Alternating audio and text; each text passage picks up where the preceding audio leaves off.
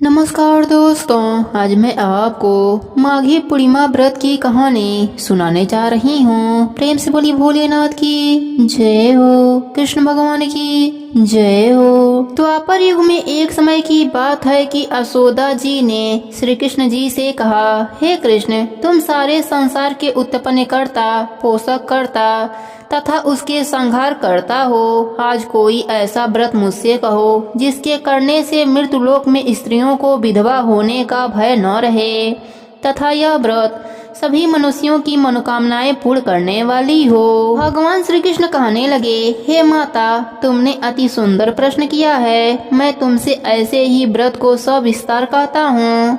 सौभाग्य की प्राप्ति के लिए स्त्रियों को 32 पूर्णिमा का व्रत करना चाहिए। इस व्रत को करने से स्त्रियों को सौभाग्य संपत्ति मिलती है। यह व्रत अचल सौभाग्य को देने वाला एवं भगवान शिव जी के प्रति मनुष्य मात्र की भक्ति को बढ़ाने वाला है।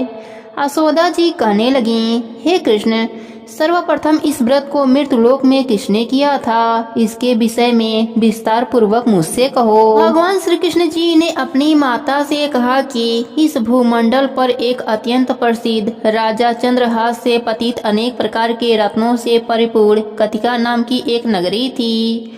वहाँ पर धनेश्वर नाम का एक ब्राह्मण रहता था। उसकी स्त्री अति सुशील रूपवती थी। दोनों ही उस नगरी में बड़े प्रेम के साथ रहते थे। घर में धन्य धान आदि की कमी नहीं थी। उनको एक बड़ा दुख था कि उनको कोई भी संतान न थी। इस दुख से वह अत्यंत दुखी रहते थे। इस समय एक बड़ा तपस्वी योगी उस नगरी में आया और वह योगी उस ब्राह्मण के घर को छोड़कर अन्य सब घरों से भिक्षा लाकर भोजन किया करता था। रूपवती से वह भिक्षा नहीं लिया करता था।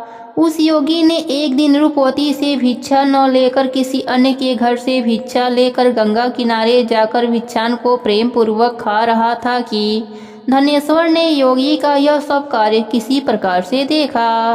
अपने भिक्षा के अनादर से दुखी होकर धनेश्वर योगी से बोला, महात्मा जी, आप सब घरों से भिक्षा लेते हैं परंतु मेरे घर की भिक्षा कभी नहीं लेते, इसका क्या कारण है? योगी ने कहा कि निसंतान के घर की भीख पतितों के अन्न के तुल्य होता है और जो पतितों का अन्न खाता है वह भी पतित हो जाता है। चूंकि तुम निसंतान हो अतः पतित हो जाने के भय से मैं तुम्हारे घर की भिक्षा नहीं लेता हूँ।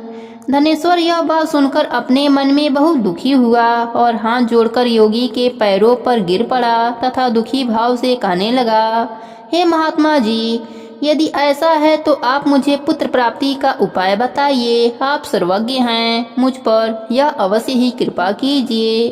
धन की मेरे घर में कोई भी कमी नहीं परंतु मैं पुत्र न होने के कारण अत्यंत दुखी हूँ। आप मेरे इस दुख का हरण करें, आप सामर्थ्यवान हैं। यह सुनकर योगी कहने लगा, हे ब्राह्मण, तुम चंडी की आराधना करो। ब्राह्मण घर आकर अपने स्त्री से सब वृतांत कहा और तप करने के लिए वन में चला गया।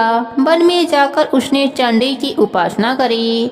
चंडी ने 16वें दिन उसको सपने में दर्शन दिया और कहा, हे धनेश्वर, जाओ, तेरा पुत्र होगा परंतु वह 16 वर्ष की आयु में मृत्यु को प्राप्त हो जाएगा। ब्राह्मण ने हाथ जोड़कर कहा, माँ, कोई ऐसा उपाय बताइए जिससे मेरा पुत्र अल्पायु न रहे। तब माता ने कहा, अगर तुम दोनों स्त्री और पुरुष 32 पूर्णमासियों का व्रत विधि पूर्वक करोगे तो वह दीर्घायु होगा। प्रातः काल होने पर इस स्थान के समीप ही एक आम का वृक्ष दिखाई देगा। उस पर तुम चढ़कर एक फल तोड़कर शीघ्र अपने घर चले जाना।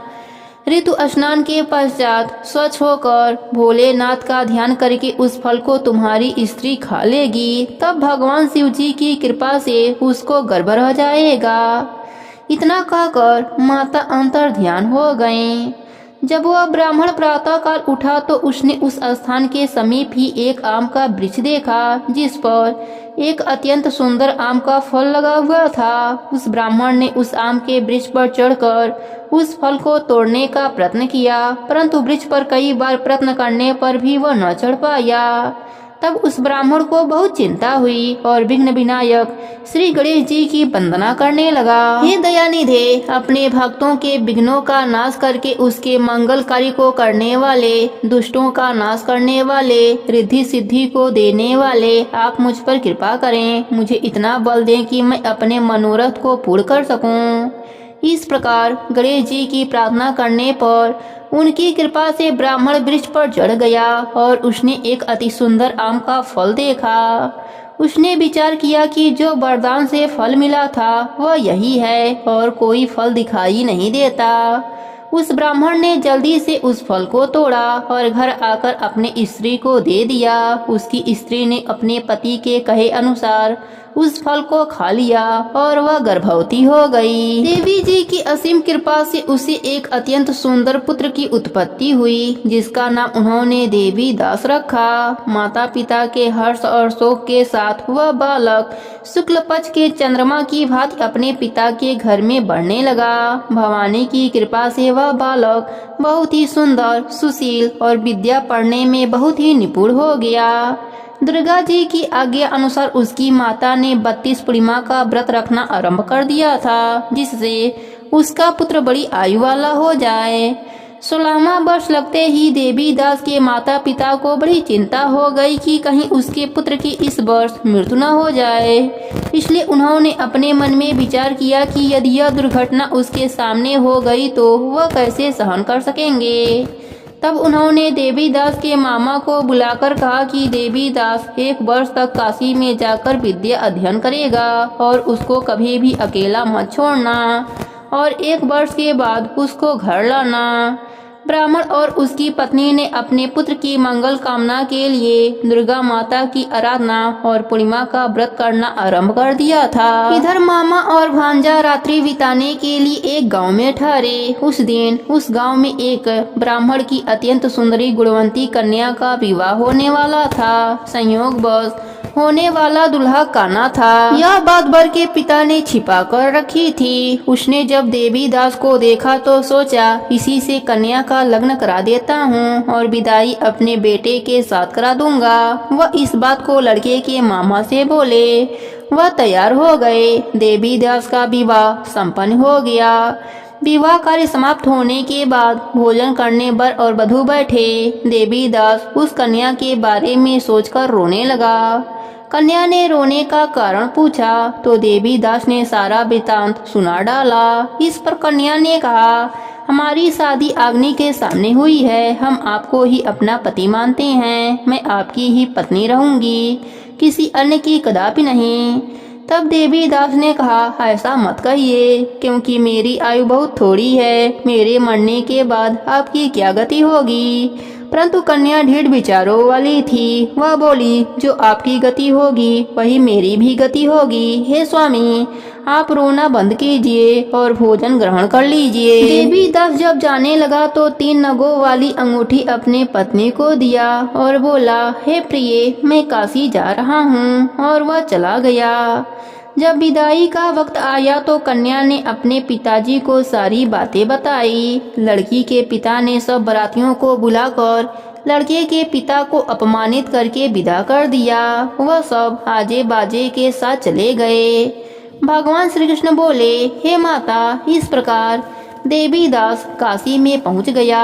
एक रात्रि एक सर्प उसको डसने आया, परंतु व्रतराज के प्रभाव से उसको काट नहीं पाया, क्योंकि उसकी माता ने कई बार 32 पूर्णिमा का व्रत कर लिया था। जब 1 वर्ष काशी में बीत गया तब देवी दास अपने मामा के साथ घर आने के लिए चल दिया। रास्ते में उसी गांव में रुका जहां उसकी शादी हुई थी। लड़की के पिता ने उसको पहचान लिया और बड़े सम्मान के साथ अपने घर ले गए। भगवान श्री कृष्ण जी कहने लगे कि इस प्रकार धनेश्वर 32 पूर्णिमा के व्रत के प्रभाव से पुत्रवान हो गया। जो भी स्त्रियां इस व्रत को करती हैं वे जन्म जन्मांतर में वैदर्भ का दुख नहीं भोगती और सदैव सौभाग्यवती बनी रहती हैं। यह मेरा वचन है, इसमें कोई भी संदेह नहीं। यह व्रत पुत्र पौत्र को देने वाला तथा संपूर्ण मनोकामनाओं को पूर्ण करने वाला है। 32 पूर्णिमाओं के व्रत करने से व्रती की सब प्रकार की इच्छा भगवान शिव जी की कृपा से पूरी हो जाती है। हे भोलेनाथ, जैसे आपने धनेश्वर को पुत्र शोक होने नहीं दिया, उस पर अपनी कृपा बनाई, वैसे ही अपने सभी भक्तों पर अपनी कृपा बनाए रखना। कहानी अधूरी हो तो पूरी करना, पूरी हो तो मान रखना, सबके नित्य नियम को पूर्ण करना, सबके व्रत को पूर्ण करना। प्रेम से बोलिए भोलेनाथ की जय हो, कृष्ण भगवान की जय हो। एक समय की बात है, एक नगर में श्यामलाल नाम का आदमी अपने पत्नी सुनैना के साथ रहता था। वह दोनों गणेश भगवान के परम भक्त थे। वह नियम से गणेश भगवान की पूजा पाठ करते थे। गणेश भगवान को अपना इष्ट देवता मानते थे। गणेश भगवान की कृपा से उनके घर में अन्न धन का भंडार भरा रहता था। उनका एक बेटा और एक बेटी थी। अपने माता पिता के तरह ही वह दोनों भी गणेश भगवान का नित्य नियम से पूजा पाठ किया करते थे। जब बेटी शादी के योग्य हुई तो श्यामलाल अपने बेटी की शादी खोजने लगा। श्यामलाल जिस भी घर शादी खोजने जाते थे वहां पता लगाते थे कि उस घर में पूजा पाठ होता है कि नहीं। इस तरह से उन्हें एक मध्यवर्गीय परिवार मिला। उस परिवार में सभी लोग धार्मिक प्रवृत्ति के थे। इस प्रकार श्यामलाल अपने बेटी का विवाह कर दिया। बेटी जब ससुराल गई तो ससुराल में वह गणेश भगवान का नित्य नियम निभाने लगी। देखते ही देखते उनके घर में अन्न धन का भंडार भर गया। अब वह लोग सेठ सेठानी कहलाने लगे। यह बात उनके पड़ोसन को अच्छी नहीं लगी। वह राजा के पास गई और राजा से बोली, हमारे पड़ोस में एक बहू आई है, वह साक्षात लक्ष्मी है। उसके आने के बाद वह लोग दिन दूना रात चौगुना तरक्की कर रहे हैं महाराज। ऐसी भाग्यशाली लक्ष्मीवान बहू तो राजमहल में होनी चाहिए। अगर वह आपके पास रहे तो आपका राजकोष कभी भी खाली नहीं होगा महाराज। पड़ोसन की बात सुनकर राजा उसके बातों में आ गया। वह राजा सेठ के घर से उसके बहू को लाने का हुक्म दे दिया। सिपाही आए और बहू को साथ चलने के लिए कहने लगे। बहू ने कहा, आप महाराज से कह देना कि मैं 12 दिन बाद आ जाऊंगी। इस प्रकार सिपाही राजमहल आकर राजा को सारी बात बताई। राजा भी मान गया। इधर बहू गणेश भगवान से प्रार्थना करने लगी, हे प्रभु, मेरी लाज आपके हाथों में है, आप मेरी रक्षा करना।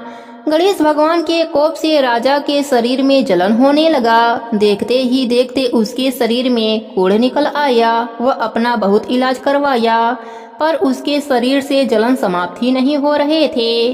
फिर उसने पंडितों से इसका उपाय पूछा। तब पंडितों ने बताया कि आपने सत्य की बहू पर बुरी नजर डाली है, इस कारण आपको गणेश भगवान सजा दे रहे हैं। फिर राजा पछताता हुआ सेठ के घर गया और बहू से क्षमा मांगे और गणेश भगवान से भी क्षमा मांगे। इतना करते ही राजा का शरीर पहले जैसा हो गया। राजा ने सेठ को बहुत सा धन दिया और पड़ोसन को सजा दी। भगवान का चमत्कार देख सभी लोग गणेश भगवान का नित्य नियम निभाने लगे। गणेश भगवान का नित्य नियम निभाने से नगर के सभी लोगों के घर में अन्न धन का भंडार भर गया। हे गणेश जी महाराज, जैसी कृपा आपने बहू पर करी वैसी ही कृपा आप अपने सभी भक्तों पर करना। सबके व्रत को पूर्ण करना। कहानी अधूरी हो तो पूरी करना, पूरी हो तो मान रखना। प्रेम से बोलिए गणेश भगवान की जय हो। अब सुनते हैं भगवान श्री कृष्ण को प्रसन्न करने वाली गीता के 7वें अध्याय की कथा। प्रेम से बोलिए कृष्ण भगवान की जय हो। भगवान श्री कृष्ण ने कहा, हे अर्जुन, मेरे प्रति तेरे मन में श्रद्धा भाव कैसे जागेगा यह मैं तुझे बताता हूँ। इसे जान लेने के पश्चात बाकी कुछ भी जानने की आवश्यकता ही नहीं रहती। हे पार्थ, सृष्टि के हजारों प्राणियों में से कोई बिरला ही ऐसा होगा जो मुझे अथवा मेरे परम पद को पाने का प्रयास करता है। ऐसे प्रयासकर्ताओं में भी कोई बिरला ही होगा जो मुझे तत्व से जान पाता है और मुझ में मन से श्रद्धा का भाव रखता है। हे धनुर्धर अर्जुन, पृथ्वी, जल, आकाश, वायु, तेज, मन, बुद्धि एवं अहंकार रूपी 8 तत्व ही मेरी प्रकृति है। इन सब की उत्पत्ति मेरे ही माया से होती है। यह सभी 8 तत्व शरीर के भीतर भी हैं और बाहर भी। शरीर के अंदर इनकी क्या स्थिति होती है अब यह भी जान ले। धरती का अंश मांस है, जल का अंश लहू है और तेज अग्नि है जो उदर में अन्न को पचाती है, और आकाश का अंश पोलापन है तथा मन, बुद्धि और अहंकार यह आठों मेरी माया है। हे कुंती नंदन, नावा तत्व स्वयं प्राणी है, सारा संसार इन्हीं तत्वों का है, 84 लाख योनियां भी इन्हीं की बनाई हुई हैं। अब यह भी सुन कि मैं कैसा हूँ और कौन हूँ। सारी सृष्टि मेरी ही माया से उत्पन्न है, मेरे ही द्वारा यह सब उत्पन्न हुए हैं। मैं ही पालनहार हूँ और मैं ही संहार करता हूँ। मैं सबसे अलग हूँ, लेकिन मुझसे अलग कुछ भी नहीं है। हर प्राणी मुझसे इस प्रकार जुड़ा हुआ है जिस प्रकार मोती माला में पिरोए होते हैं, अर्थात सृष्टिगत जितने भी प्राणी हैं उनमें मेरा ही अंश विद्यमान है। हे अर्जुन, जल में मैं रस तत्व हूँ तथा चंद्रमा व सूर्य में प्रकाश तत्व हूँ। वेदों में मेरी महिमा रूपी अमृत है, आकाश में शब्दमय हूँ, पुरुषों में पुरुष तत्वमय हूँ, पृथ्वी पर पवित्र गंध तत्वमय हूँ, अग्नि का तेज तत्व मैं हूँ और सभी प्राणियों का जीवन भी मैं ही हूँ, अर्थात जीवित प्राणी का आधार तत्व श्वास मैं ही हूँ तथा तपस्वियों का तप भी मैं ही हूँ। संसार में जितने भी तत्व हैं वह अन्य तत्वों पर आश्रित होते हैं और उन सब का तत्व रूप सार मैं ही हूँ। हे धनंजय, सृष्टिगत जितने भी प्राणी हैं उनके रोम रोम में तू मुझे ही समझ। तेजस्वियों का तेज, बलवानों का बल और बुद्धिमानों की बुद्धि मुझसे ही है। प्राणियों द्वारा शास्त्रानुकूल किए जाने वाला शुभ कार्य मैं ही हूँ। सत्व, रज एवं तम त्रिगुण से जिन भावों की उत्पत्ति होती है उसका भी उत्पादक मैं ही हूँ। हे कौन्तेय, इन सभी में मैं ही कर्ता रूप होते हुए भी इनसे पृथक हूँ। हे श्रेष्ठ पार्थ, सांसारिक विषयों के फल स्वरूप प्राणियों में मोह की उत्पत्ति होती है। सृष्टि का हर प्राणी मोह से पीड़ित है। माया के मोह जाल में फंसा प्राणी मुझ नाश रहित को पहचान नहीं पाता, क्योंकि माया का मोह काफी विलक्षण है। इससे तो वही प्राणी विमुख हो सकता है जो नित्य निरंतर मेरा ही स्मरण करता है। हे अर्जुन, 4 प्रकार के प्राणी ही पुरात्मा होते हैं। जो रोगी होते हैं वह अपने रोग के निवारण के लिए मेरा स्मरण करते हैं। कुछ प्राणी ऐसे होते हैं जो ज्ञान पाने के लिए मेरा स्मरण करते हैं। कुछ प्राणी धन की कामना मन में लिए मेरा स्मरण करते हैं। कुछ प्राणी पुत्र प्राप्ति के लिए मेरा स्मरण करते हैं। हे पार्थ, जो ज्ञान पाने के लिए मेरा स्मरण या भजन करते हैं वही श्रेष्ठ होते हैं। हे पांडु पुत्र अर्जुन, मैं ज्ञानियों को प्रिय हूँ और ज्ञानी मुझे प्रिय हैं, परंतु जो लोग आरोग्य एवं धन अथवा पुत्र की कामना लेकर मेरा स्मरण करते हैं उन्हें भी तू बुरा या अज्ञानी न समझ। ऐसे प्राणी भी उदार हृदय वाले और श्रेष्ठ हैं जो मेरा स्मरण करते हैं।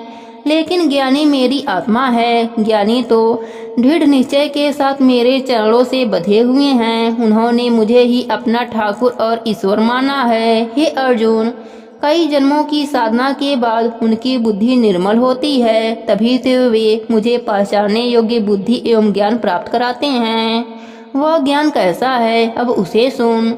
जो ज्ञानी मुझे वासुदेव समझते हैं वह महंत कहलाते हैं, परंतु ऐसे ज्ञानी संसार में दुर्लभ हैं जो मुझे त्याग कर देवताओं की उपासना करते हैं। उनका ज्ञान केवल कामना तक ही सीमित है। वे कामना की पूर्ति के लिए ही देवताओं की उपासना करते हैं। जिस देवता की वे उपासना करते हैं उस देवता के प्रति उनकी श्रद्धा को मैं ही दृढ़ करता हूँ और मैं ही उस देवता में समाकर प्राणी की कामना पूरी करता हूँ।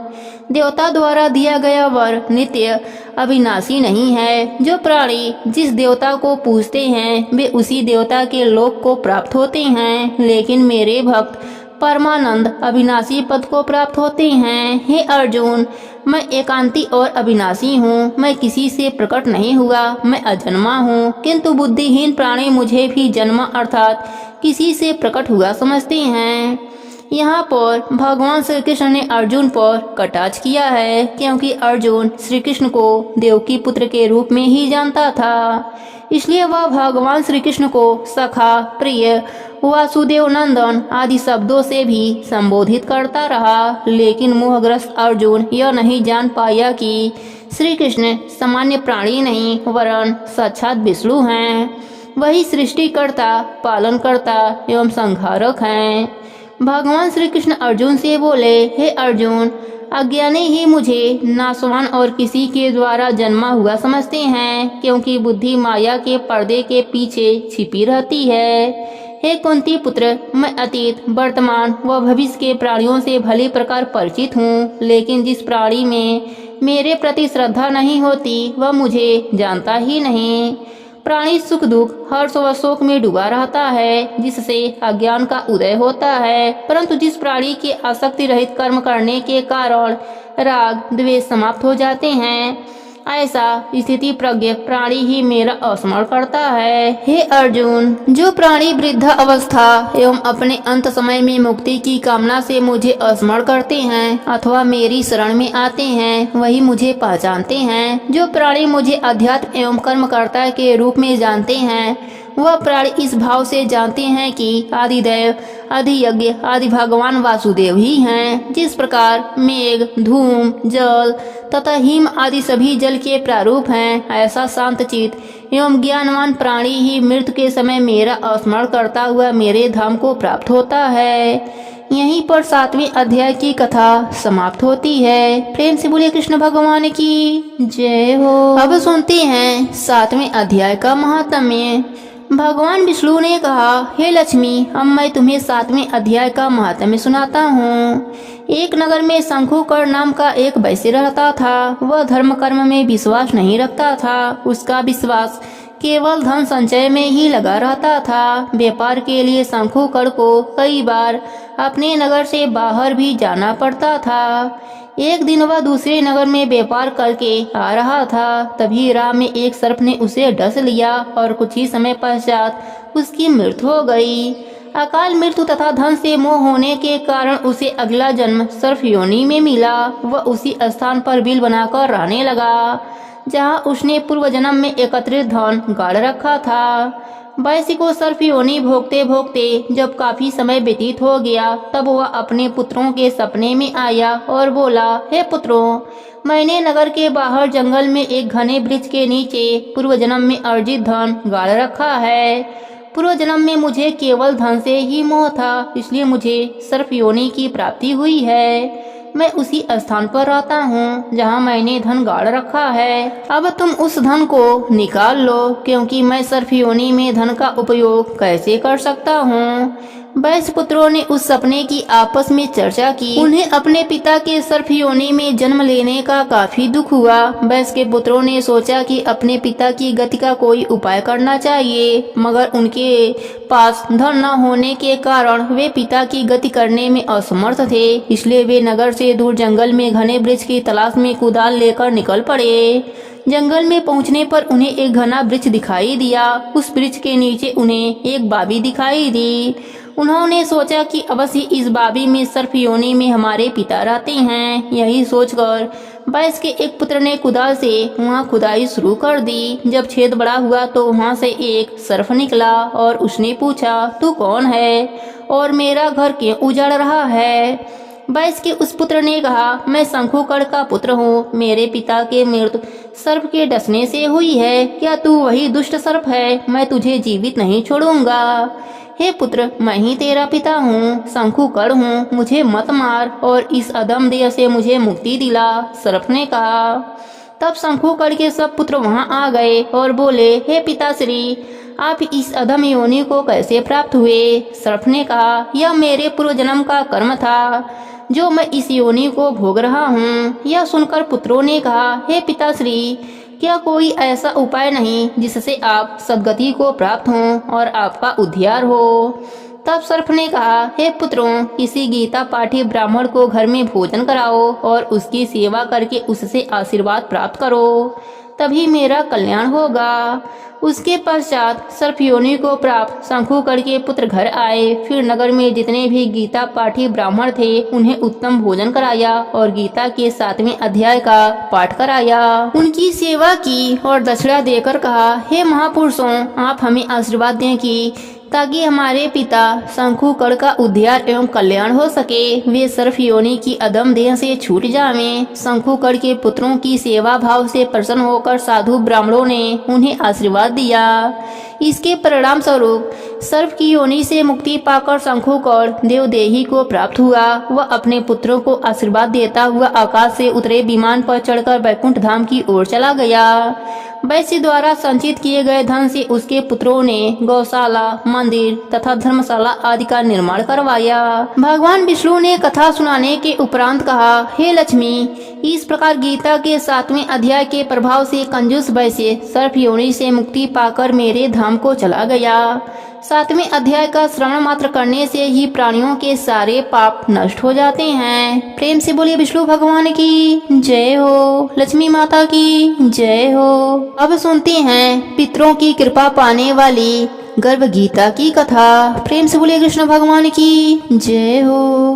भगवान श्री कृष्ण का वचन है कि जो प्राणी इस गर्भ गीता का विचार करता है सो पुरुष फिर से गर्भवास में नहीं आता है। अर्जुन ने पूछा, हे कृष्ण जी, यह प्राणी जो गर्भ विषय में आते हैं सो किस दोष से आते हैं? हे प्रभु जी, जब यह जन्मता तब इसको जरा अधिक रोग लगते हैं, फिर मृत्यु होती है। हे स्वामी, वह कौन सा कर्म है जिसके करने से प्राणी जन्म मरण से रहित होवे? भगवान बोले, हे अर्जुन, यह जो मनुष्य है सो अंधा मूर्ख है जो दुनिया से प्रीति करता है। यह पदार्थ मैंने पाया है और आगे भी पाऊंगा, ऐसी चिंता इस प्राणी के मन से उतरती ही नहीं। यह 8 पहर माया को ही मांगता है। इन बातों को करके बारंबार जन्मता व मरता है और गर्भ विषय का दुख पाता है। अर्जुन ने पूछा, हे कृष्ण जी, यह मन मस्त हाथी की नाई है, तीसरा इसकी शक्ति है। यह काम, क्रोध, लोभ, मोह, अहंकार के बस में है और इन 5 से अहंकार बहुत बली है। सो कौन यत्न है जिससे मन बस में होए? भगवान बोले, हे अर्जुन, यह मन निश्चय ही हाथी के नाई है, तीसरा इसकी शक्ति है। मन 5 के बस में है और अहंकार इनमें श्रेष्ठ है। हे अर्जुन, जैसे हाथी अंकुश के बस में होता है वैसे ही मन रूपी हाथी को बस में करने को ज्ञान रूपी अंकुश है। अहंकार करने से प्राणी नरक में पड़ता है। अर्जुन ने पूछा, हे कृष्ण भगवान, एक आपके नाम के लिए जंगलों में फिरते हैं, एक बैरागी होते हैं, एक धर्म करते हैं। इस विषय में कैसे जाने कि जो वैष्णव है वह कौन है? भगवान बोले, हे अर्जुन, एक मेरे नाम के लिए वनों में फिरते हैं, वे सन्यासी कहे जाते हैं। एक सिर पर जटा बांधते हैं, एक भस्म लगाते हैं। इसमें हम नहीं हैं, क्योंकि इस विषय अहंकार है, इससे मेरा दर्शन दुर्लभ है। अर्जुन ने पूछा, हे कृष्ण जी, कौन पाप से स्त्री मर जाती है, कौन पाप से पुत्र मर जाते हैं और कौन पाप से नपुंसक होते हैं? भगवान बोले, हे अर्जुन, जो कर्ज लेता है और देता नहीं, इस पाप से स्त्री मरती है। और जो किसी की अमानत पचा लेता है उससे उसके पुत्र मरते हैं। जो किसी का कार्य किसी के गोचर आए पड़े और जबानी कहे कि मैं तेरा कार्य सबसे पहले कर दूंगा, जब समय आन पड़े तब उसका कार्य न करे, इस पाप से नपुंसक होता है। यह बहुत बड़ा पाप है। अर्जुन ने पूछा, हे कृष्ण जी, कौन पाप से प्राणी सदा रोगी रहता है, कौन पाप से गधे का देह पाता है, स्त्री तथा टड्डू का जन्म किस पाप से होता है? भगवान बोले, हे अर्जुन, जो मनुष्य कन्या दान करते हैं और इस दान में मूल्य लेते हैं वह दोषी हैं। वे मनुष्य सदा रोगी रहते हैं। जो विषय विकार के वास्ते मदिरा पान करते हैं सो टड्डू का जन्म पाते हैं और जो झूठी गवाही देते हैं वे स्त्री का जन्म पाते हैं। जो रसोई बनाकर पहले आप खा लेते हैं और पीछे परमेश्वर के अर्थ दान करते हैं वे बिल्ली का जन्म पाते हैं। जो मनुष्य झूठी वस्तु दान करते हैं वे स्त्री का जन्म पाते हैं। अर्जुन ने पूछा, हे कृष्ण भगवान जी, कई मनुष्यों को तुमने सोना दिया है, सो उन्होंने कौन सा पुण्य किया है? और कईयों को आपने हाथी घोड़े रथ दिए हैं, सो उनका कौन सा पुण्य है? भगवान बोले, हे अर्जुन, जिन्होंने सोना दान किया है उनको हाथी घोड़े वाहन मिलते हैं। जो परमेश्वर निमित्त कन्या दान करते हैं सो पुरुष का जन्म पाते हैं। अर्जुन ने पूछा, हे भगवान जी, जिन पुरुषों की सुंदर विचित्र देह हैं, उन्होंने कौन कौन सा पुण्य किया है? किसी के घर संपत्ति है, कोई विद्वान है, उन्होंने कौन सा पुण्य किया है? भगवान बोले, हे अर्जुन, जिन्होंने अन्न का दान किया है उनका स्वरूप सुंदर है। जिन्होंने विद्या दान किया है वे विद्वान होते हैं। जिन्होंने संतों की सेवा करी है वे पुत्रवान होते हैं। अर्जुन ने पूछा, हे भगवान, किसी को धन से प्रीति है, कोई स्त्रियों से प्रीति करता है, सो ऐसा क्यों है? भगवान बोले, हे अर्जुन, किसी का धन, स्त्री सब नाश रूप है, लेकिन मेरी भक्ति का नाश नहीं है। अर्जुन ने पूछा, हे भगवान जी, राजपाट कौन से धर्म से मिलते हैं? विद्या कौन से धर्म से मिलता है? भगवान बोले, हे अर्जुन, जो प्राणी श्री काशी में निष्काम भक्ति से तप करते, देह त्यागते हैं, सो वह राजा होते हैं। जो गुरु की सेवा करते हैं सो विद्वान होते हैं। अर्जुन ने पूछा, हे कृष्ण जी, किसी को धन अचानक बिना परिश्रम को मिलता है, कोई धन सारी उम्र एकत्र नहीं कर पाते, कोई रोग रहित होते हैं, सो उन्होंने कौन सा पुण्य किया है? भगवान बोले, हे अर्जुन, जिन्होंने गुप्त दान किया है उनको धन अनायास ही मिलता है। जिन्होंने परमेश्वर का कार्य और पराया कार्य संवारा है वे रोग से रहित होते हैं। अर्जुन ने पूछा, हे भगवान जी, कौन पाप से अमली होते हैं, कौन पाप से गूंगे होते हैं, कौन पाप से कुष्ठी होते हैं? भगवान बोले, हे अर्जुन, जो अपने गुरु की स्त्री से गमन करते हैं सो अलसी होते हैं। जो गुरु से विद्या पढ़कर मुकर जाते हैं सो गूंगे होते हैं। जिन्होंने कुकर्म किया है वे कुष्ठी होते हैं। अर्जुन ने पूछा, हे भगवान जी, किसी की देह में रक्त का विकार होता है सो किस पाप से होता है? कोई दरिद्र होता है, किसी को खंड वायु होती है और कोई अंधे होते हैं, कोई पालुंग होते हैं सो कौन पाप से होते हैं? कोई स्त्री बाल विधवा होती है सो कौन पाप से होती है?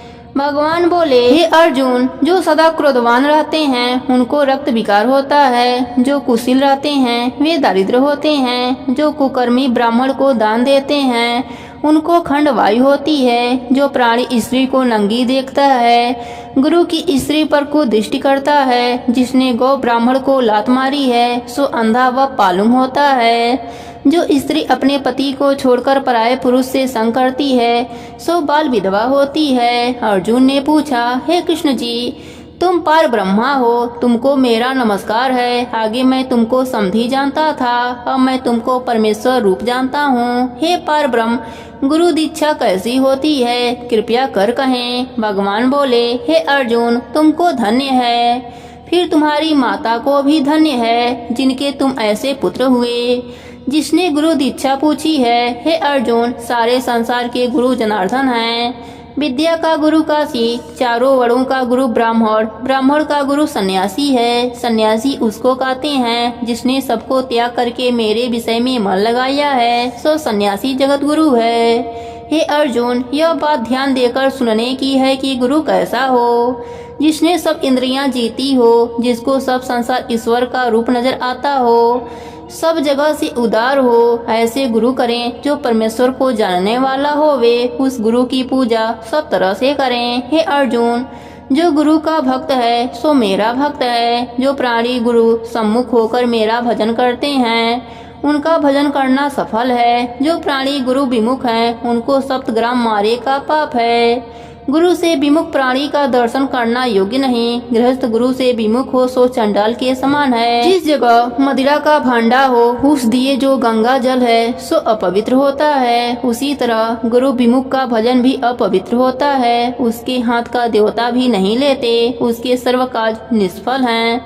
कुकर, सूकर, गंधर्व, काक, इन सब योनियों से सर्प की योनि बड़ी खोटी है। इन सब से भी वह मनुष्य खोटा है जो निगुड़ा है। गुरु बिना गति नहीं होती। जिसका गुरु नहीं होवे सो अवश्य नरक को जाएगा।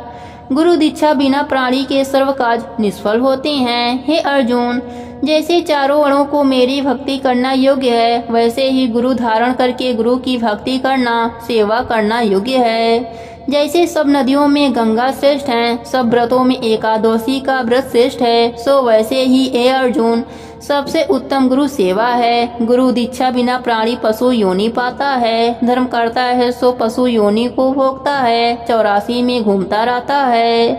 अर्जुन ने पूछा, हे कृष्ण जी गुरु दीक्षा क्या वस्तु है? भगवान बोले, हे अर्जुन तेरा जन्म धन्य है जिसने यह प्रश्न किया है, तू धन्य है। गुरु दीक्षा दोनों अक्षर हैं, हरि नाम इन अक्षरों को गुरु कहता है। यह चारों वर्णों को जपना श्रेष्ठ है। हे अर्जुन जो गुरु की सेवा करता है वह मेरी सेवा करता है, मेरा उस पर प्रशंसा है, वह 84 से छूट जावेगा, जन्म मरण से रहित हो स्वर्ग को भोगता है। जो प्राणी जो गुरु की सेवा करता है उसको कई अश्वमेघ के पुण्य का फल होता है। गुरु की सेवा मेरी सेवा है। हे अर्जुन हमारे तुम्हारे संवाद को जो प्राणी पढ़ेंगे या सुनेंगे वह गर्भ के दुख से बचे रहेंगे, उनको 84 कट जाएगी। इसी करके इस पाठ का नाम गर्भ गीता है। श्री कृष्ण महाराज जी के मुख से इसे अर्जुन ने श्रवण किया है। गुरु दीक्षा लेना उत्तम कर्म है, जिसका फल यह है कि नरक की 84 से जीव बचा रहता है, भगवान प्रसन्न रहते हैं। प्रेम से बोले कृष्ण भगवान की जय हो।